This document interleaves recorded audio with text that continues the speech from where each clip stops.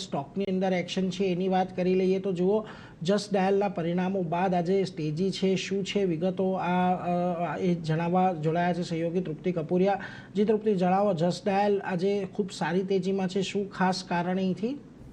Good afternoon Neeraj. આજે સવારથી જોઈ રહ્યા છે કે પોઝિટિવ નંબર્સ બાદ જસ્ટ ડાયલમાં આજે આપણને એક સારી એવી ખરીદારી જોવા મળી રહી છે. ઓવરઓલ અગર જો આપણે વાર્ષિક ધોરણે કંપનીના આવકના ફંડ પર નજર કરશું તો લગભગ 6.5% સારો ઉછાળો જોવા મળી રહ્યો છે.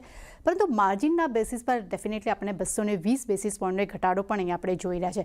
પરંતુ ઓવરઓલ અગર આપણે તેના મેટ્રિક્સ નંબર પર નજર કરશું તો કંપનીના જે એક્ટિવ લિસ્ટિંગ નંબર્સ છે ત્યાં લગભગ 13%નો અહીંયા આપણને ઉછાળો જોવા મળ્યો છે. એટલું જ નહીં, વાર્ષિક ધોરણે કંપનીના યુનિક વિઝિટર્સ છે ત્યાં લગભગ 192.9 મિલિયન પર આપણે નંબર્સ જે છે અહીંયા ફ્લેટ આવતા જોવા મળી રહ્યા છે. પરંતુ સૌથી ઇન્ટરેસ્ટિંગ નંબર અહીંયા એ જોવા મળી રહ્યા છે કે Q1 FY27માં ડિફર્ડ આવક જે છે લગભગ વાર્ષિક ધોરણે 540 કરોડ પર અહીંયા પહોંચી જોવા મળી રહી છે. બીજી તરફ અગર જો નજર કરશું તો કંપનીની જે પાસે જે કેશ જે છે તે લગભગ 6022 કરોડની છે. માર્કેટ કંપનીનું જે છે તે 5762 કરોડ પર અહીંયા આપણને પહોંચવું જોવા મળી રહ્યું છે. એ સાથે એ પણ જણાવવાનું કે કંપનીએ લગભગ 10 વર્ષમાં તેમને 2 વાર તેમને અહીંયા બાયબેક આપ્યું છે, જેમાં 2020માં 220 કરોડ અને 2016માં લગભગ 105 કરોડનું તેમને બાયબેક આપ્યું છે.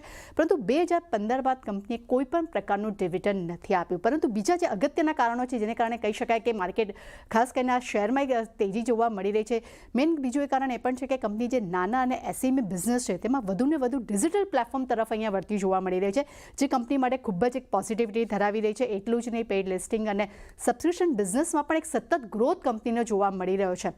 સાથે કંપની જે છે તે AI આધારિત સર્ચ અને યુઝર એક્સપિરિયન્સ છે તેને સુધારવા માટે પણ કંપની સતત જે છે અહીંયા રોકાણ કરતી જોવા મળી રહી છે, જેને કારણે કરીને એક મજબૂતી આવનારા સમયમાં પણ જોવા મળી શકે છે. અને સૌથી વધારે મજબૂતી જે જોવા મળી છે તેનું મેઇન કારણ છે કે કંપની પાસે કેશ અહીંયા રિઝર્વ પણ જોવા મળી રહી છે. અને મેનેજમેન્ટમાં એક મોટા ફેરફાર અહીંયા આપણને થતા જોવા મળ્યા છે, જે ખાસ કરીને બજારને પસંદ આવ્યા છે. અહીંયા ફાઉન્ડર્સ અને MD અને કંપનીના ફાઉન્ડર MD અને CEO જે છે VSS મની તે એક્ઝિક્યુટિવ પદેથી તેમને અહીંયા રાજીનામું આપી દીધું છે. પરંતુ બીજી તરફ દિનકર લાવરપુ જે છે તેઓ CEO તરીકે તેઓ અહીંયા નિયુક્ત થયા છે.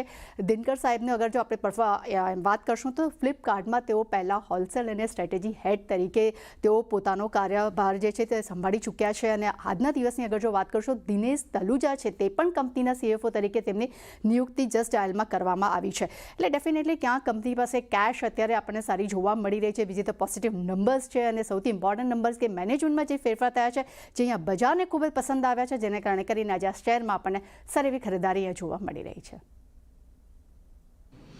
એટલે જુઓ, ખાસ કરીને અહીંયાથી મેનેજમેન્ટની અંદર ફેરફાર, સારા પરિણામો, આ બધું આજે મિક્સ થઈને આપણને જસ્ટ ડાયલની અંદર એક એક્શનમાં આવતું દેખાઈ રહ્યું છે.